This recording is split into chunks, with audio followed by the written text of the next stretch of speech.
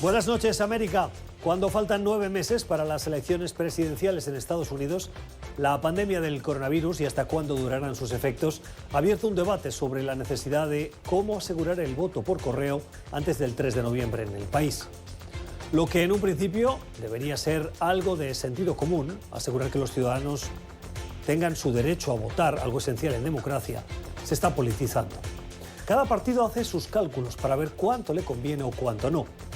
De los 50 estados de la Unión Americana, solo 5 tienen actualmente un sistema electoral de votación por correo y California está dando los pasos para asegurarlo. Los demócratas hoy lo defienden y piden que se garantice para todo el país. Los republicanos no, y han comenzado una campaña para, sin evidencia, asegurar que el sistema es horrible y corrupto, como dijo Trump recientemente durante una rueda de prensa desde la Casa Blanca, extendiendo la sospecha de que es un sistema que permite el fraude electoral.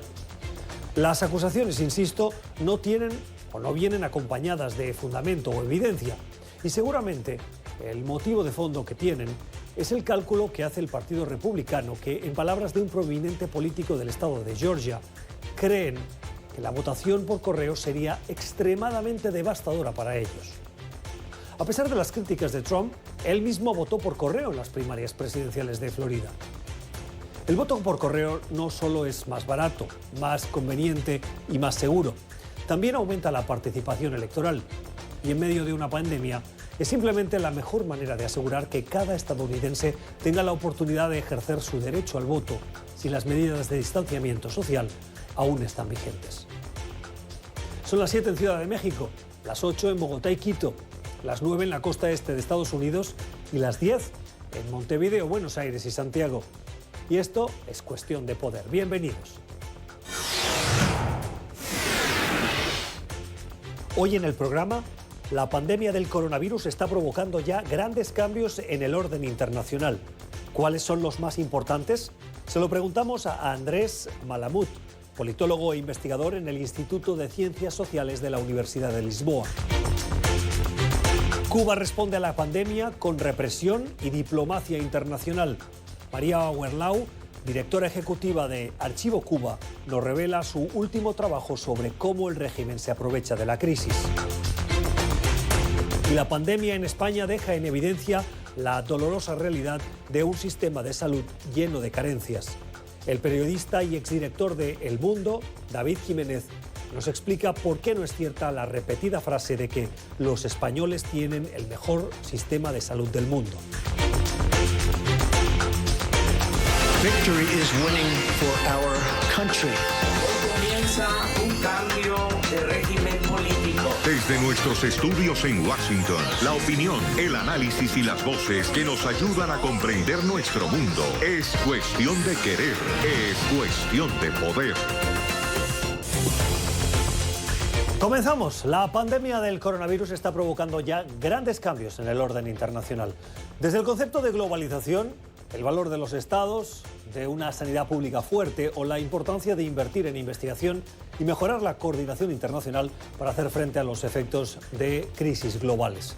Esos cambios que afectan al planeta, hoy todavía puede que no los veamos con mucha claridad, entre otras cosas porque la anormalidad que nos impone el virus y la cuarentena casi global puede que no nos dejen advertir de por dónde van los tiros, pero se están produciendo.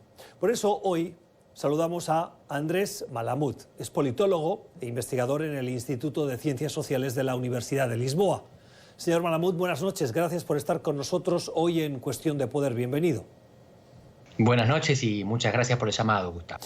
El doctor Malamud es graduado en Ciencias Políticas por la Universidad de Buenos Aires y doctor por el Instituto Universitario Europeo de Florencia, en Italia, y esta noche lo saludamos en Portugal, en Lisboa. Señor Malamud, ¿cuáles son esos principales cambios en el orden internacional que usted ya detecta que vienen? Hay dos grandes interpretaciones. Por un lado, los que piensan que nada será igual.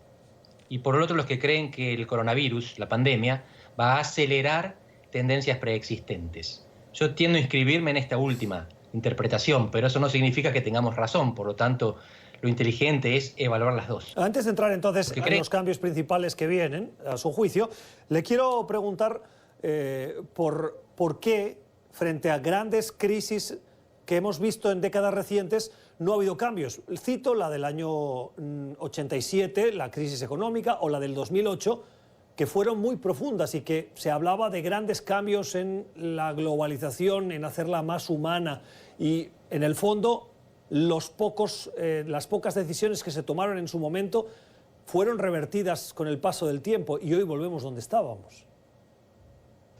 Nos estamos enfrentando ahora a uno de los jinetes del apocalipsis. Es una crisis que nos manda la naturaleza, como las hambrunas, como las guerras, porque las guerras estaban inscritas en la naturaleza de las civilizaciones anteriores.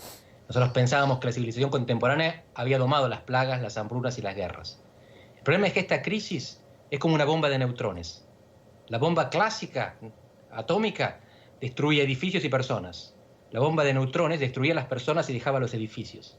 Lo que está haciendo, no la pandemia, sino la recesión que trae la pandemia, es mantener la infraestructura, pero destruir las fuerzas productivas. Nos obliga a quedarnos en casa. Las guerras hacen lo contrario. Cuando la guerra, los hombres van al frente, las mujeres van a la fábrica. Y se duplica, se multiplica la producción. Ahora todo lo contrario, por eso la crisis económica va a ser de oferta, no de demanda. No va a servir de mucho repartir dinero desde un helicóptero, porque no va a haber productos en los mercados. Bueno, pues entonces hablemos de esa segunda tendencia que usted defiende y que pone en el contexto de lo que nos acaba de contar. ¿Qué cambios vienen? Las tendencias preexistentes eran las siguientes. Estados Unidos era la potencia hegemónica y declinaba. China era la potencia emergente y desafiaba a la hegemónica. Rusia era un spoiler. Tenía capacidad para molestar, para bloquear, para perturbar a los demás, pero no para imponer un proyecto geopolítico propio.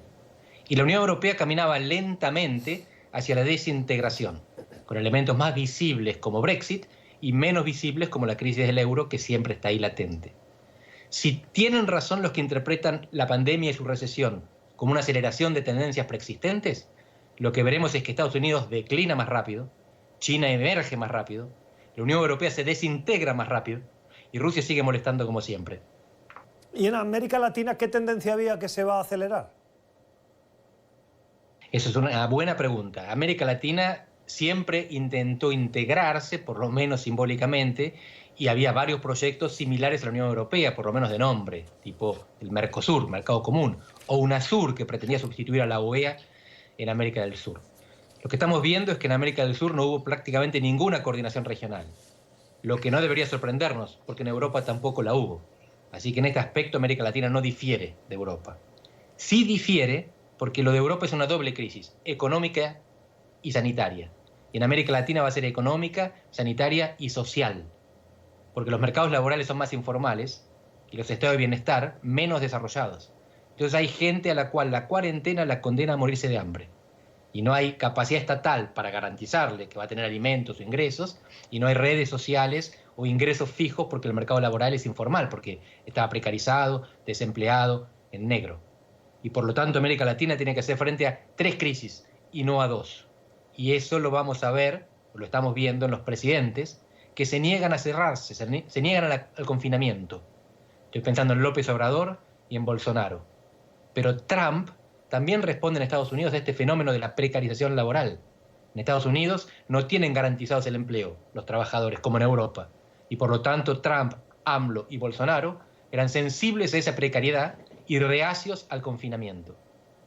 Esto es sanitariamente una tragedia, pero económicamente tiene sentido. Y lo que expresa es la vulnerabilidad económica de los países informalizados, de los países que tienen poco estado de bienestar. Mencionaba usted China como un país ascendente. Quiero llevarle un poco la contraria aquí y preguntarle por esas críticas que han puesto de manifiesto las debilidades de ese sistema chino con esta pandemia, que no han sido capaces de esconderla como hubieran deseado y seguro buscaron, y el malestar que puede haber generado dentro de la misma sociedad china. Hay analistas que dicen que hoy China es un poquito más débil. ¿Usted no lo comparte? No, lo primero que tenemos que hacer es reconocer que esta pandemia en parte se debe a 2 cosas que China hizo mal. La primera, mantener los mercados húmedos, donde los animales vivos intercambiaban virus y después se lo pasaban al ser humano. Y la segunda es ocultar y engañar al principio de la epidemia.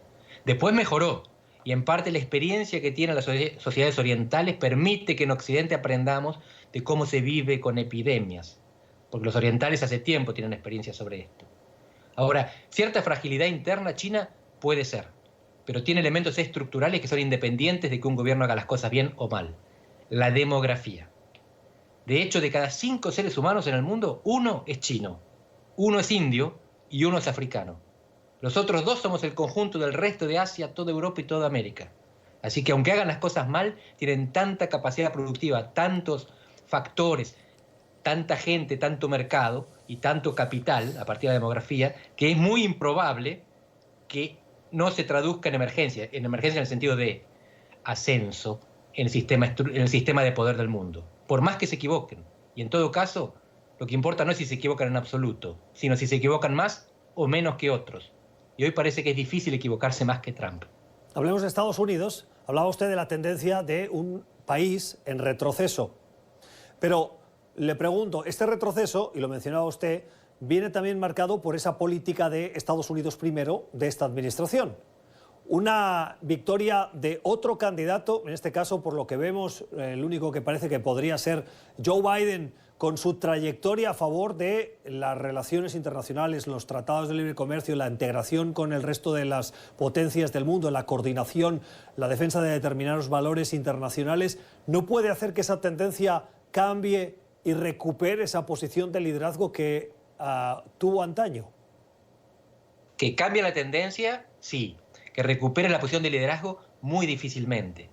No fue hace mucho, hace 12 años Obama, en el grupo de los 20, consiguió liderar la estabilización de la economía después de la crisis del capitalismo mundial. Parece muy difícil que Estados Unidos logre hacer lo mismo hoy con esta crisis sanitaria.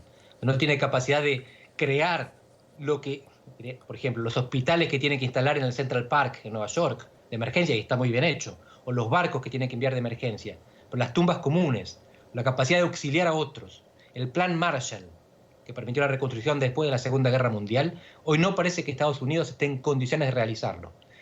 Podemos estar equivocados, podría ser que una nueva gestión alinee los recursos internos y las voluntades políticas, pero la grieta en Estados Unidos y la disfuncionalidad del sistema político se van a mantener incluso con otro presidente. Y va a ser muy difícil que se consiga hacer lo que un líder mundial tiene que hacer, que es pagar. Porque el plan Marshall fue Estados Unidos que pagó para reconstruir el mundo. Y se benefició, por supuesto. No lo hizo de buen samaritano. Pero liderazgo significa pagar un costo desproporcionado para proveer bienes públicos. Y en este momento no parece que Estados Unidos tenga no solo la voluntad, sino tampoco la capacidad para producir bienes públicos. Ni siquiera para sí mismo, menos para todo el mundo.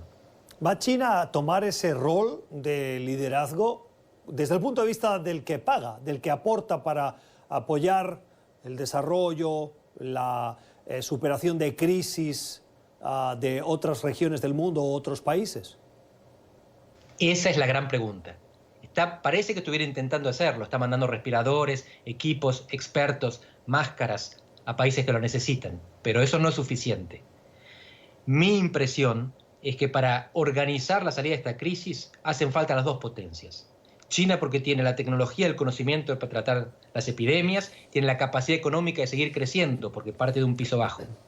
Y Estados Unidos porque mantiene el dólar, que es la divisa universal, es la divisa de reserva, es el dinero en el cual se cotiza el valor de todo, empezando por el petróleo. Mi impresión es que las dos potencias son necesarias. Y las dos juntas son suficientes. Si Estados Unidos y China se ponen de acuerdo, no importa lo que hagan Rusia y la Unión Europea. Pero la gran cuestión es si se van a poner de acuerdo. Y esto depende, por ejemplo, de las elecciones de octubre y de lo que pase internamente en China. Y eso es mucho más difícil de saber porque su sistema político es mucho más opaco. Otra de las tendencias que había antes de la llegada de esta pandemia fue el alza de los populismos. El populismo o candidatos que llegan a posiciones de poder a través de elecciones democráticas y que acaban develándose como líderes con tics autoritarios y que olvidan determinados comportamientos democráticos, por decirlo de alguna manera. Hablo de Andrés Manuel López Obrador, hablo de Jair Bolsonaro, lo hemos visto en Donald Trump. Hemos visto otros que, si bien surgieron, no llegaron a esas posiciones, como Marine Le Pen en Francia o la ultraderecha en Alemania, que incluso generaron cierto temor en esas sociedades por ese auge, ¿no? Esa tendencia que era al alza, esta pandemia, ¿va a hacer que continúe al alza o esas flaquezas la pandemia las pone de manifiesto y lo que va a conseguir precisamente es que retrocedan porque los ciudadanos ven esas carencias de ese populismo con respuestas fáciles a problemas complejos? Es otra de las cuestiones sobre las que podemos conjeturar, pero no tenemos la respuesta en el futuro. La impresión que tenemos es que el populismo es eficaz para tomar decisiones, pero no para implementarlas, porque para eso hace falta un aparato profesional, que es el aparato del Estado. Entonces, populistas en estados subdesarrollados tienen dificultad para demostrar la eficacia decisional.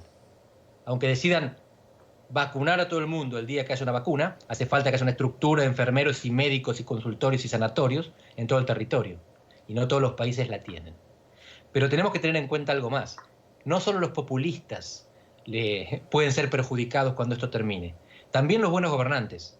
Hay que recordar que Winston Churchill ganó la Segunda Guerra Mundial y fue desalojado del poder por vía electoral el mismo año 1945. Para no hablar de George Bush, padre, que gana la Guerra del Golfo en 1991 y pierde las elecciones en Estados Unidos en 1992. Y es probable que la crisis, aunque sea bien gestionada, aunque tenga el menor costo posible, genere tal recesión que los buenos gobernantes también paguen un precio electoral. Brevemente, porque me queda un minuto, señor Malamud, le quiero preguntar por el cambio climático. ¿Qué va a pasar? En el corto plazo las noticias son buenas, porque las fotografías de satélite muestran, por supuesto, que hay mucha menos polución, que las fábricas no están produciendo, los autos no están circulando. En el mediano plazo puede servir como un llamado a atención, como un reloj despertador. Miren, nos parecía que la pandemia no iba a llegar y llegó. Tengamos cuidado porque el cambio climático sería peor todavía. Pero también hay margen para el escepticismo, que nos durmamos en los laureles, que salgamos de la pandemia y estemos tan ocupados con la recesión que nos olvidemos del ambiente. Tiendo a pensar que no, que esto va a servir para producir menos contaminación por un tiempo y despertar conciencias más adelante. Pero wishful thinking no es necesariamente lo que va a ocurrir. El análisis de Andrés Malamud es politólogo, es investigador en el Instituto de Ciencias Sociales de la Universidad de Lisboa. Nos atiende precisamente desde esa capital europea. Señor Malamud, un gusto escucharle, gracias por atendernos. Lo volveremos a invitar. Nos gustó aprender con usted esta noche. Con muchísimo gusto. Cuando quieran, acá estaré. Esto es Cuestión de Poder. Vamos a una pausa, ya regresamos. Gracias por seguir con nosotros. Cuba siempre se ha jactado de tener un gran sistema de salud público. Con médicos bien formados, dicen, que atiende no solo a su población, sino que es capaz de atender a otros países o crisis internacionales. Pero la pandemia del coronavirus está poniendo en evidencia esas carencias, las carencias de ese sistema. El gobierno cubano ha ampliado en las últimas horas las restricciones para prevenir el contagio del coronavirus y, como en otros países, restringe las salidas de las viviendas a solo una persona para comprar alimentos y productos de primera necesidad. Cuba tiene hoy una quincena de muertos por el virus y hay más de 500 infectados. Esto según el recuento que hace la Universidad Johns Hopkins. Según organizaciones de derechos humanos, la respuesta del régimen también ha sido otra, la de incrementar la represión y fomentar políticas de diplomacia internacional para mostrar una imagen amable del país. El Centro Archivo Cuba acaba de publicar la primera parte de un trabajo, de una serie de trabajos que lleva por título Cuba en tiempos de coronavirus, explotando una crisis global. En ese trabajo se denuncia esa estrategia. Su autora es María Auerlau. María, buenas noches. Gracias por estar con nosotros. Bienvenida a Cuestión de Poder. Gracias por la invitación. Saludos. María, ¿cómo está respondiendo el régimen a la pandemia? Bueno, ellos están listos porque tienen un aparato de propaganda e influencia muy montado y con muchas décadas de experiencia. O sea que Cuba inmediatamente salió a aprovecharse de la crisis global para empezar a vender sus esclavos de exportación en la salud, los médicos, enfermeras y técnicos que están mandando a distintos países. Ya desde marzo acá han mandado 1.032, tienen 17 brigadas en distintos países que se cobran, tengo entendido, a $5.000 por cabeza por mes. Y eso es ahora, eso varía por país. Y además están ofreciendo una droga que se produce en Cuba, el interferón alfa 2B, que es una droga que ellos desarrollan en Cuba, pero no inventaron, ¿no? Pero que tienen todo su aparato de propaganda y todos sus apologistas a nivel internacional ofreciendo esto como si fuera la droga milagrosa que va a curar el COVID-19, ¿no? Así que es impresionante que una isla que tiene una economía en bancarrota, un pueblo reprimido, empobrecido, logre este éxito a nivel mundial. Pero a nosotros no nos sorprende porque llevamos estudiando cómo es que funciona esto, ¿no? Por eso es que han tenido el éxito, han podido aguantar 61 años de dictadura. Entiendo. El hecho de que Cuba esté enviando médicos al exterior me lleva a la pregunta de ¿tiene suficiente personal sanitario, médicos, enfermeras dentro de Cuba para atender a su propia población? Mira, eso es un gran misterio, empezando porque las estadísticas que tú has citado al comienzo del programa de cuántos casos confirmados hay y demás, eso nadie le cree, nadie que conozca el régimen, porque ellos mienten sistemáticamente en todas sus estadísticas, incluyendo de la sanidad pública. Cuba dice que tiene 95,000 médicos, que es una cifra astronómica, y yo he visto el crecimiento de las cifras que ellos dan de técnicos, enfermeras, y tienen 80 y pico de mil enfermeras, pero en Cuba no aparecen los especialistas. Entonces, en Cuba los hospitales, porque ellos han estado mandando médicos al exterior, especialmente desde el 2005, es que empieza a crecer este programa que tienen desde principios de los 60, ¿no? Que era secreto de que cobraban, pero se creció tanto que empezaron a tener que reconocer que sí, que era por pago, ¿no? Ellos en los últimos 10 años han manufacturado muchos médicos, pero no están en Cuba. Entonces no se sabe dónde están. Se va a ver ahora con esta crisis cuánto personal sanitario va a estar al servicio de su población. Hasta ahora no han aparecido. Entiendo.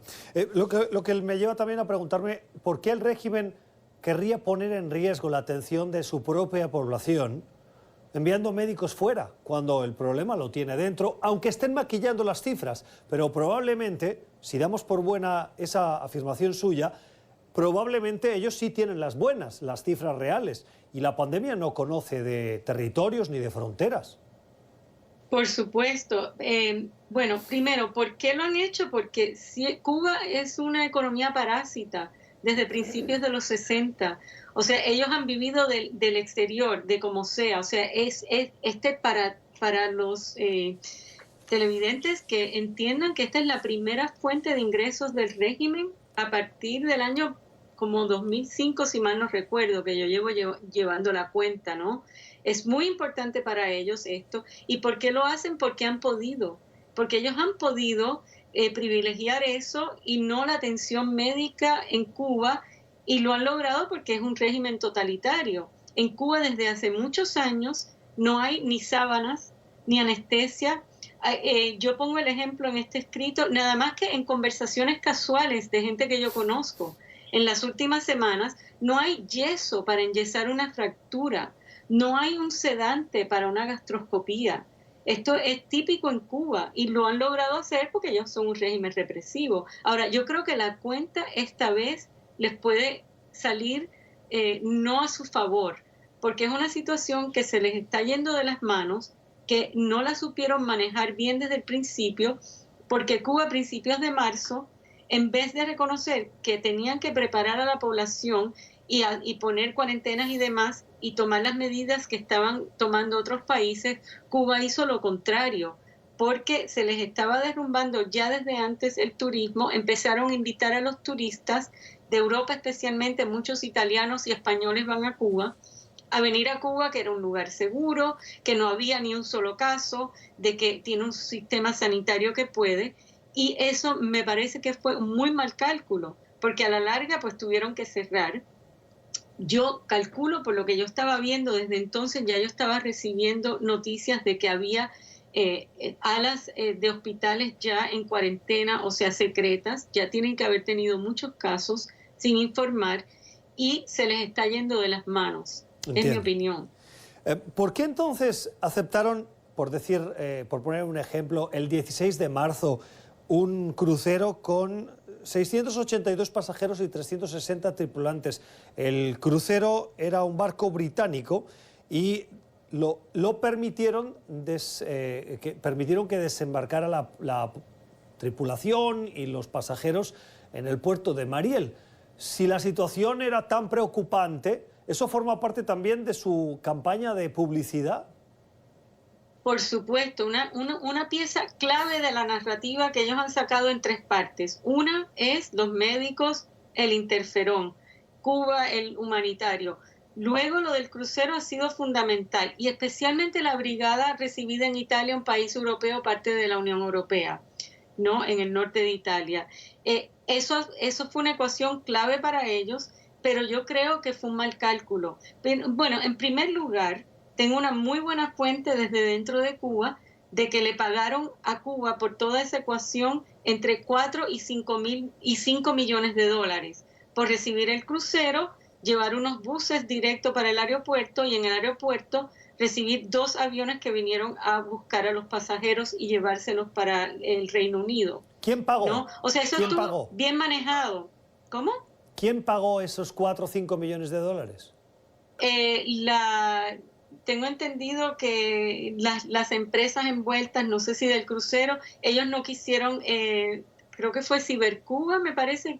No, Nuevo Herald llamó y no quisieron hacer comentarios. El comentario que yo tengo viene de una persona que está dentro del aparato en Cuba, ¿no? Entonces, Cuba pues fue un golpe publicitario, recibieron dinero, lo manejaron bien porque esos pasajeros, los que estaban contaminados o los que estaban sospechosos, no tuvieron nada que ver con la población cubana y ellos eso lo manejaron muy bien, pero se les fue de las manos porque en Cuba hay muchas redes sociales, mucho Facebook, mucho teléfono que el régimen ha tenido que dejar existir, aunque con mucho control. Y hubo mucha protesta y justamente eso ayuda a desencadenar que el régimen tiene que darse vuelta y hay un giro en la respuesta de Cuba. Sale Raúl Castro de su semi-retiro y viene el Estado totalitario por las medidas, o sea, eso creo que fue un mal cálculo de ellos, pero a nivel internacional ha sido un palo propagandístico tremendo, ¿no? Ellos lo han estado utilizando, lo citan constantemente, lo que no citan es los cruceros que no permitieron entrar o los cruceros que han entrado a Miami, por ejemplo, con pasajeros con las mismas operaciones y todavía más, con pacientes que han ido para los hospitales locales. Eso no lo hizo Cuba. Es María Berlau, es la autora de un primer trabajo, de una serie que se está publicando, que publica Archivo Cuba, de la cual ella es directora ejecutiva. Señora Berlau, gracias por poner negro sobre blanco esa situación en Cuba en este contexto del coronavirus. Gracias a ustedes. Es una serie que si entran a cubasalud.org va a estar online y estamos en colaboración con otras organizaciones que trabajan el tema. Muchas gracias. La señora Berlau de Archivo Cuba. Gracias por haber estado con nosotros. Vamos a una pausa. Esto es Cuestión de Poder. Ya regresamos. Gracias por seguir con nosotros. Con casi 160.000 infectados y más de 15.000 muertes, España es hoy el segundo país por detrás de Estados Unidos y por delante de Italia en ese nefasto ranking que refleja el alcance de la pandemia de este coronavirus. En medio de esas estadísticas dramáticas, las autoridades informaron en las últimas horas que la cifra oficial de muertes en España en un día fue de 605, la más baja desde el 24 de marzo. Aunque algunos expertos alertan de que no sea real, al menos ofrece un atisbo de esperanza a los millones de españoles que están confinados. Como en el caso de Cuba, que comentábamos en el segmento anterior, la pandemia en España también ha dejado en evidencia una realidad, la dolorosa realidad de un sistema de salud lleno de carencias que cuestiona el mantra de que los españoles tenían la mejor sanidad del mundo. Saludo a David Jiménez. David es periodista, es autor del libro El Director, un texto que escribió después de su experiencia como director del diario El Mundo de Madrid. David, buenas noches, gracias por estar con nosotros, bienvenido.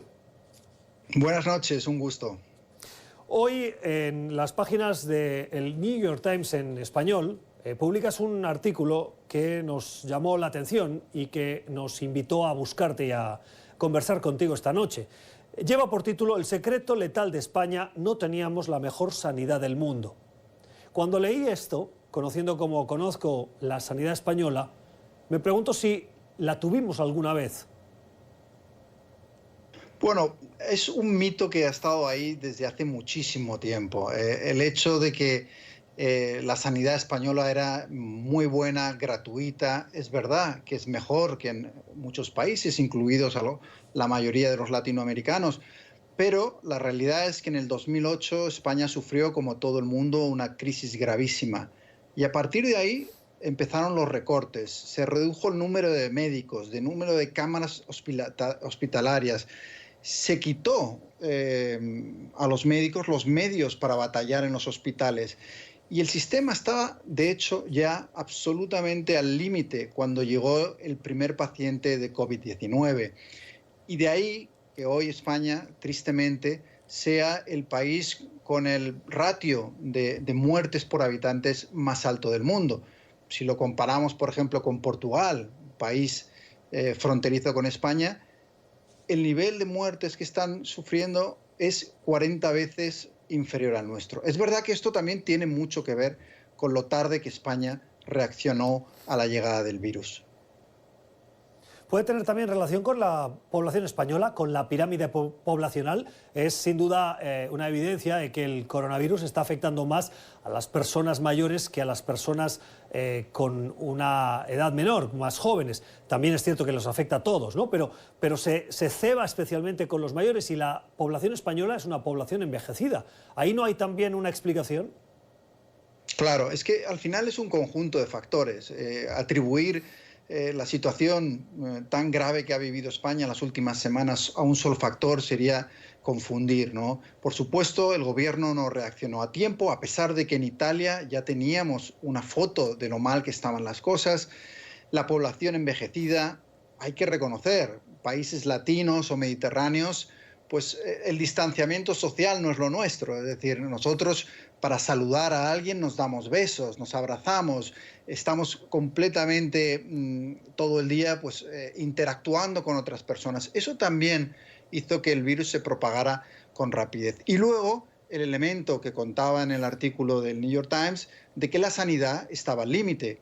Cuando empezaron a llegar los pacientes, primero, los médicos no tenían batas, ¿no? Los hemos visto en imágenes de televisión y en fotografías poniéndose bolsas de basura para protegerse. No tenían ni siquiera suficientes máscaras, ¿no? ¿Cómo es posible que en un hospital no haya máscaras para que se protejan de una enfermedad infecciosa los sanitarios? Es decir, al final son muchas cosas que se juntaron para crear este tsunami, ¿no? Que hizo que no pudiéramos responder a tiempo, como por ejemplo sí ha hecho Alemania, ¿no? Donde también, al igual que Portugal, tienen muchas menos infecciones, tienen menos muertos y los hospitales han podido responder de una manera mucho más efectiva.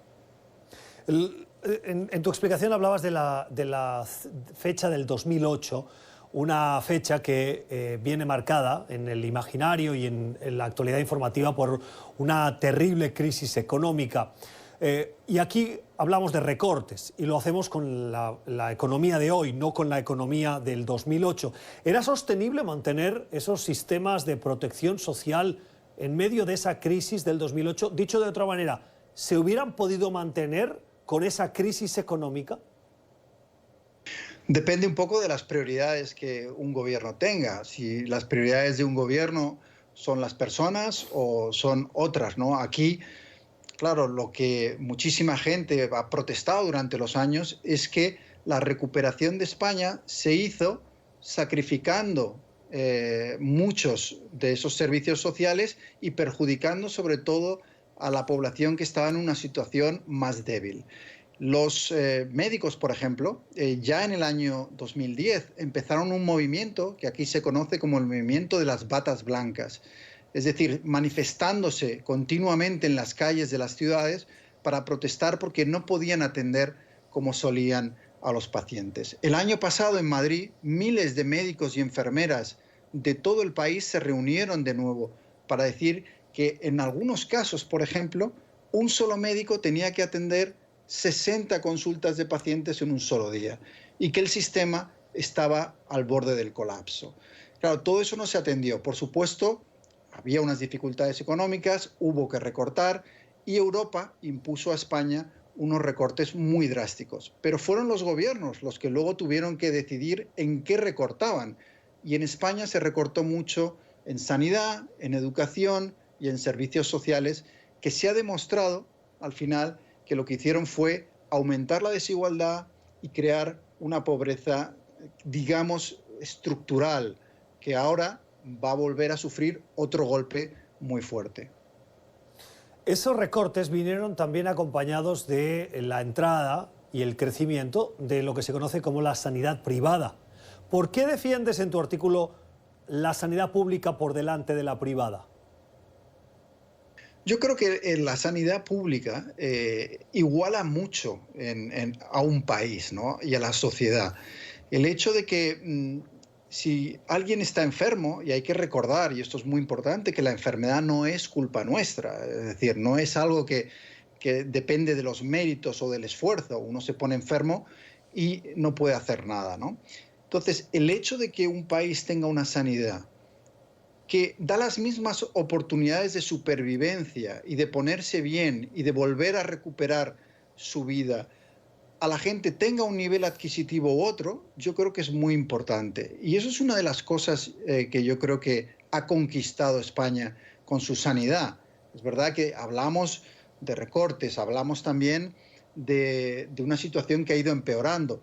Todavía, aún así, España tiene una sanidad en la cual el gobierno, da igual el coste del tratamiento, ya sea un cáncer, sea una enfermedad terminal, sabes que van a intentar salvarte y que se van a poner los medios para intentar salvarte sin depender de tu estatus social, de tus ingresos, de tu posición, de que seas un político, un taxista, un camarero.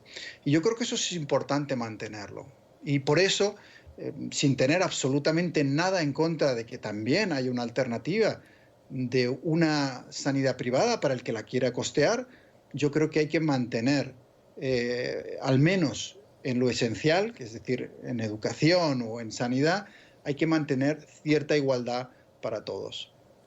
La organización territorial en España está compuesta o está dividida por comunidades autónomas, pequeñas regiones, y cada una tiene su gobierno autonómico con su gestión. La sanidad es una competencia que fue traspasada desde el proceso de transición a la democracia en España y la consolidación de esa democracia a las comunidades autónomas.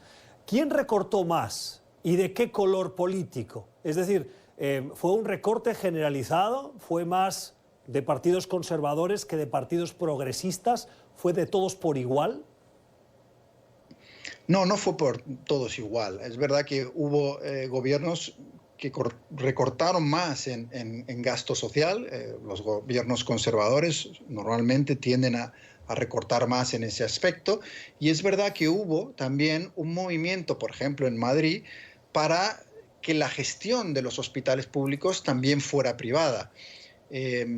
Ahí hubo un gran cambio y muchos médicos se quejaron de que esa gestión privada no era tan efectiva porque iba más a generar un beneficio que no a poner todos los medios en la sanidad. De todas formas, es muy curioso lo que me preguntas, porque ¿qué comunidad recortó más en esos años? Pues fue Cataluña. Es decir, los gobernantes catalanes que hoy están pidiendo la independencia de la región, con los partidos convergentes, fueron los que más recortaron, ¿no? Y al final lo que uno ve en la foto general es que todos, prácticamente todos, tuvieron que recortar. Solo una comunidad de todas las 17 que has mencionado de España mantuvo el número de médicos por habitante, y fue el País Vasco. Todas las demás redujeron el personal, que ha sido uno de los grandes problemas en los que nos hemos encontrado cuando llegó la pandemia. De hecho, el gobierno español ha tenido que llamar a estudiantes de medicina, a médicos que ya estaban jubilados, porque no había suficiente personal en los hospitales para atender ni las urgencias, ni los cuidados intensivos, ni a los enfermos que llegaban. ¿Puede tener algo que ver en la particularidad del País Vasco, de esa región autónoma, el hecho de que ellos tengan un sistema fiscal propio que los diferencia del resto de comunidades, tal vez con la similitud más próxima de la Comunidad Foral de Navarra? Y que es una comunidad, hay que recordarlo también, de las más prósperas, ¿no? Aunque también Cataluña lo es, y aún así hay una disparidad. Al final, como bien has dicho, son 17 sistemas sanitarios, no estamos hablando de uno. Es verdad que ahora, con esta crisis, se han puesto bajo un mando único, pero al final cada comunidad ha hecho un poco su gestión de lo que debía ser la sanidad. Y ahí hay que reconocer que la mayoría han fallado, que los problemas sanitarios y la atención se ha deteriorado prácticamente en todos, con alguna excepción, como decíamos, el caso del País Vasco, que es cierto, también administra una mayor cantidad de sus impuestos y eso le da cierta autonomía para tomar decisiones que otras comunidades no pueden. Termino ya. Te pregunto por si crees que esta experiencia, aunque dolorosa y dramática, va a hacer cambiar las prioridades de los gobiernos, tanto los locales o autonómicos como del gobierno de todo el país, para que la prioridad vuelva a ser el gasto público y la atención en sanidad, en educación de sus ciudadanos. Bueno, como habréis oído, ¿no? Aquí todos los días a las 8 de la tarde, de la noche, los españoles salimos a nuestros balcones y a las ventanas para aplaudir el heroísmo, la resistencia, el sacrificio de todos esos sanitarios que están salvando vidas. Y al final yo creo que sería coherente, ya que les aplaudimos, ya que les admiramos, ya que estamos agradeciendo el esfuerzo que están haciendo con muy pocos medios, yo creo que nadie podría decir que no merecen esos médicos, esas enfermeras, que les demos los medios que merecen de ahora en adelante. Pero este país, como otros muchos, tiene muy poca memoria y los políticos tienen menos memoria todavía que la población. Habrá que ver si cumplen con esa promesa que estamos escuchando estos días de que sí, de que en adelante van a aportar más para esa sanidad. Es David Jiménez, es periodista, es autor del libro El Director, que nos atiende desde Madrid, en España. Gracias, David, por haber estado con nosotros, por compartir los puntos, los argumentos de ese artículo que hoy publicas en las páginas del New York Times en español. Feliz noche. Un cordial saludo. Vamos a una nueva pausa en este Club de Prensa de hoy. Ya regresamos. Tiempo para la cultura en cuestión de poder, para la recomendación que nos llega de la mano de Alexandra Colonna Mil. Alexandra, buenas noches. ¿Qué tenemos para hoy? Muy buenas noches, Gustavo. Hoy vamos con un documental. Se llama The Beatles 8 Days a Week, o en español, Los Beatles 8 días a la semana, como el nombre de esa famosa canción. El documental estrenó en 2016, es dirigido por Ron Howard y está disponible en Hulu. Uy, un documental de los Beatles. Seguro para los amantes de la música es una buena propuesta. ¿Por qué vale la pena? Cuéntanos. Sí, para conmemorar el hecho de que un día como hoy, hace 50 años, la banda de los Beatles se separó. Este sigue siendo uno de los quiebres musicales, por ponerlo de alguna manera, que más dolor, fascinación y sorpresa causó entre sus seguidores, causa entre los seguidores de la banda y entre los amantes de la música en general. Y es que este grupo musical era realmente legendario. Y eso es lo que apuesta por demostrar este documental que se llama The Beatles 8 Days a Week, siguiendo las giras, los conciertos de la banda durante los años 60 hasta su último concierto en San Francisco en 1966. Tal de los Beatles, que por cierto pueden ustedes ver si lo quieren en Hulu, en la plataforma de contenidos audiovisuales, Hulu, y si no, también en Apple. Tiene un coste, pero si es usted amante de ese tipo de música, seguro lo disfruta. Gracias, Alexandra. Feliz noche. Gracias a ti, Gustavo. Buenas noches. Así terminamos. Gracias por la generosidad de su tiempo. Esperemos que hayan aprendido como lo hemos hecho nosotros de nuestros invitados. Que tengan una feliz noche, cuídense y cuiden a los suyos del coronavirus.